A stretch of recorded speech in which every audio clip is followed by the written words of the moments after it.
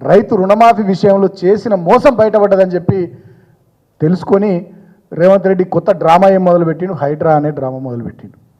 ఈ హైడ్రా అనేటటువంటి ఈ డ్రామాలో ఉన్నటువంటి అసలు కథ ఏంటంటే ఒక 3 విషయాలు.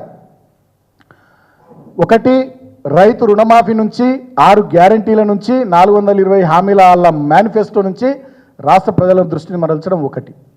రెండవది, ఒకటో రెండో మూడో కూలగొట్టి మిగతా వాళ్ళందరినీ భయభ్రాంతులకు గురి చేసి దగ్గరకు పిలిపించుకొని వసూళ్ల దందా. ఎందుకంటే రేవంత్ రెడ్డికి వసూళ్ళు ఎట్లా చేయాలనో బాగా తెలుసు.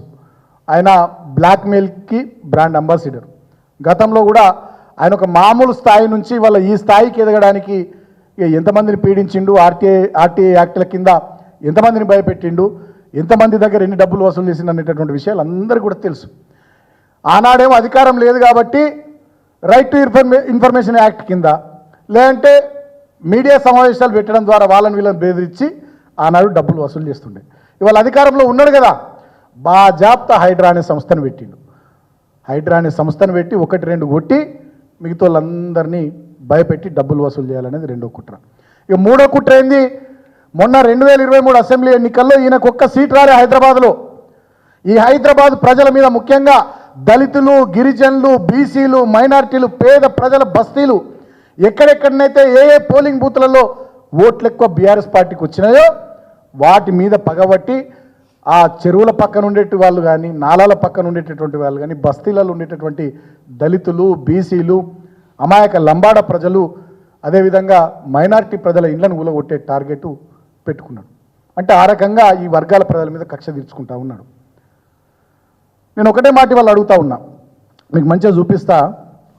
రేవంత్ రెడ్డి ఆ మధ్య నాగార్జునది ఎన్ కన్వెన్షన్ ఊలగొట్టిండు. నాగార్జునది N convention ఊలగొట్టిండు. ఏం చెప్తాడు రేవంత్ రెడ్డి కానీ, వాళ్ళ ప్రభుత్వ పెద్దలు కానీ, అధికారులు కానీ ఏం చెప్తారంటే, తమ్మిడికుంట చెరువును ఆ ఎఫ్టీఎల్ జోన్లో, ఆ తమ్మిడికుంట చెరువు ఎఫ్టీఎల్ జోన్లో ఎన్ కన్వెన్షన్ ఉంది కాబట్టి కూలగొట్టినామని అంటారు. సరే, ఓకే, ఎన్ కన్వెన్షన్ కూలగొట్టిరు.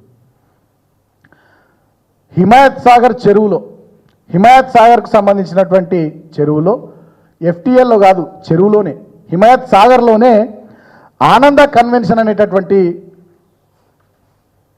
కన్వెన్షన్ ఉంది. తమ్మిడికుంట చెరువులో ఎఫ్టీఎల్ జోన్లో, బఫర్ జోన్లో ఉన్నటువంటి ఎన్ కన్వెన్షన్ కూలగొట్టిన ఈ మొగోడు, ఈ సిపాయి, హైదరాబాద్లోని చెరువుల్ని రక్షించే రక్షకుడు రేవంత్ రెడ్డి హిమాయత్ సాగర్ చెరువులో కట్టినటువంటి ఆనంద కన్వెన్షన్ ఎందుకు కూలగొట్టలేడు? అంటే ఇండస్ట్రీలో నడుస్తున్నటువంటి టాక్ ఏంటంటే, రేవంత్ రెడ్డి నాగార్జునను 400 కోట్లు అడిగిండట. రేవంత్ రెడ్డి నాగార్జునను 400 కోట్లు అడిగితే నాగార్జున ఈయనందుకు ఎన్ కన్వెన్షన్ కూలగొట్టిండు. ఈ ఆనంద కన్వెన్షన్ అనేటోళ్ళను వాళ్ళని బెదిరిస్తే, వాళ్ళు పోయి వీళ్ళ సోదరులను కలిస్తే వాళ్ళు ముడుపులు ముట్ట చెప్పుకున్నారు. దాంతో ఆనంద కన్వెన్షన్ కొట్టలేరు. నేను ఇవాళ ఇంకో మాట అడుగుతున్నా. సున్నం చెరువు దగ్గర మా దళిత బిడ్డల ఇల్లు కూలగొట్టినావు రేవంత్ రెడ్డి, మా మహబూబ్ నగర్ లంబాడ బిడ్డల ఇల్లు కూలగొట్టినావు రేవంత్ రెడ్డి. ఇదే గండిపేట ఎఫ్టీఎల్లో కాదు, గండిపేట చెరువులో ఫామ్ హౌస్ 18 ఎకరాలలో కట్టుకున్నటువంటి నీ కాంగ్రెస్ ప్రభుత్వంలోని ఎమ్మెల్యే ఆయన ఇల్లు ఎందుకు కూలగొడతలేవు?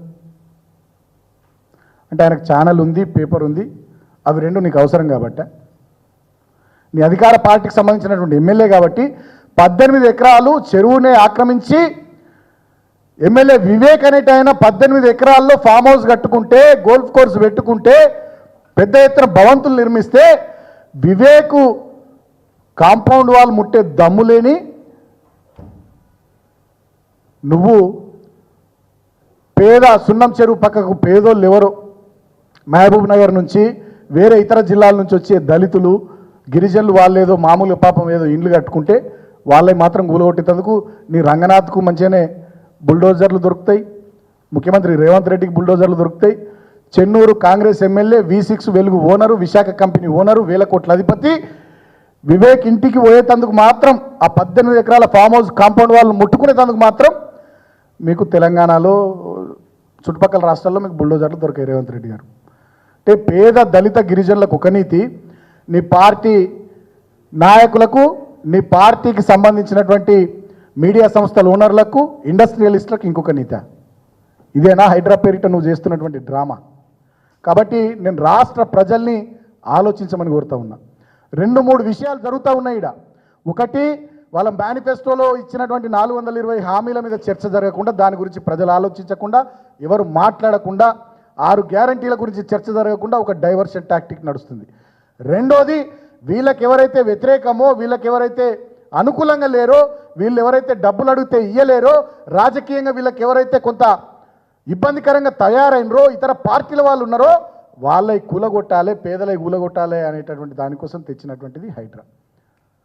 ఇవాళ హైదరాబాద్ ఇంత విస్తరించి ఇంత పెరుగుతున్నటువంటి ఈ తరుణంలో వెస్ట్ హైదరాబాద్ బ్రహ్మాండంగా పెరుగుతుంది, ఎదుగుతుంది. సడన్గా ఈయన ఫార్మా సిటీ దాన్ని రద్దు, మొత్తం దాన్ని ఫ్యూచర్ సిటీ చేసి పారేస్తానంటాడు. దాని వెనుకున్న మతలబ్ ఏంది? ఆనాడు రైతుల దగ్గరికి వెళ్ళి మా ప్రభుత్వం భూములు సేకరించింది ఫార్మా సిటీకి సంబంధించి. ఫార్మా సిటీని నువ్వు ఎందుకు రద్దు చేస్తూ ఉన్నావు? అక్కడ ఫ్యూచర్ సిటీ పేరిట నువ్వెందుకు కొత్త రియల్ ఎస్టేట్ భూదంద చేస్తూ ఉన్నావు? ఇవాళ నేను అడుగుతా ఉన్నా, రేవంత్ రెడ్డి గారు సమాధానం చెప్పాలి. జూబ్లీ హిల్స్లో, మాదాపూర్లో, కొండాపూర్లో, గచ్చిబౌలిలో ఎవరెవరు ఎక్కడెక్కడ ఆఫీసులు పెట్టుకొని ఏ రియల్ ఎస్టేట్ సంస్థల వాళ్ళను, కాంట్రాక్టర్లను పిలుచుకొని అక్కడ పెట్టుబడులు పెట్టండి, అక్కడ ఇది చేయండి, అక్కడ అది చేయండి, అక్కడ స్పోర్ట్స్ యూనివర్సిటీ వస్తుంది, ఏఐకి సంబంధించి ఇంకోటి వస్తుంది, ఇంకోటి వస్తుంది అని చెప్పి మీరు మాట్లాడుతున్నటువంటి మాటలు వాస్తవమా కాదా? వాళ్ళు మీరు ప్రజలకు సమాధానం చెప్పాలి. ప్రజల్ని కూడా ఆలోచించమని కోరుతా ఉన్నా. మొన్న సీఎం రిలీఫ్ ఫండ్ చెక్కుల తతంగం ఒకటి నడిచింది. ఏం జరిగింది దాని వెనుక?